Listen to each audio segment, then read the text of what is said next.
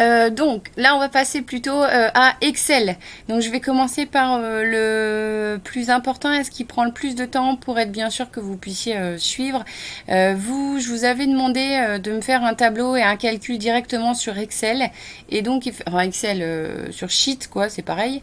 Je vous avais mis, donc là, vous voyez en haut, vous avez la formule de calcul que je vous avais mis sous le tableau.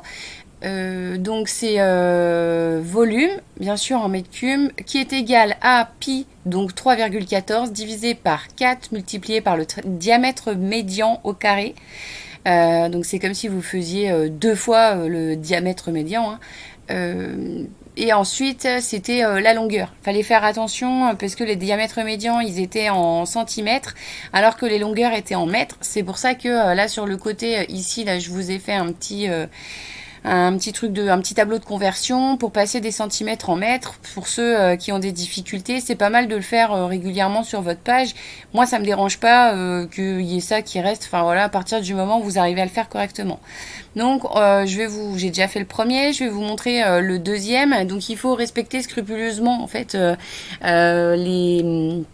la formule parce que effectivement ça vous met un message d'erreur. Donc l'erreur peut venir parce qu'il y a un point au lieu d'une virgule. Souvent ça arrive sur les claviers. La première vidéo que je vous avais faite, je m'étais trompée, donc voilà, comme quoi ça arrive. Il y a les parenthèses aussi, et puis la mauvaise utilisation du calcul. Donc on commence toujours par égal, ensuite on fait ouvrir la parenthèse, donc pi 3,14 divisé, c'est la slash, par 4, je ferme ma parenthèse et je multiplie. J'ouvre ma parenthèse et là je vais mettre le diamètre médian. Donc le diamètre médian c'est 45, mais il est en centimètres, donc pour le mettre en mètres, je vais le diviser par 100. Je ferme ma parenthèse et là pour faire deux fois cette valeur, donc deux fois 0,45, 0,45 fois 0,45, je fais le petit chapeau que vous avez sur votre clavier juste à côté du P, pardon. Hop, alors moi ça le met deux fois à chaque fois, mais c'est bien une fois qu'il faut le faire. Vous mettez 2 étoiles, c'est pour la multiplication, et là cette fois vous cliquez sur le 9 pour faire la longueur. Et après, vous n'avez plus qu'à cliquer sur Entrée. Donc évidemment, ça vous donne les mêmes valeurs puisque j'ai utilisé celle du haut et pas les suivantes. Donc ça, vous pouvez le faire à la main. Ce qui est intéressant, c'est que moi, ici en haut, à gauche, je vois exactement votre formule de calcul. Je peux savoir où est-ce que vous vous êtes trompé.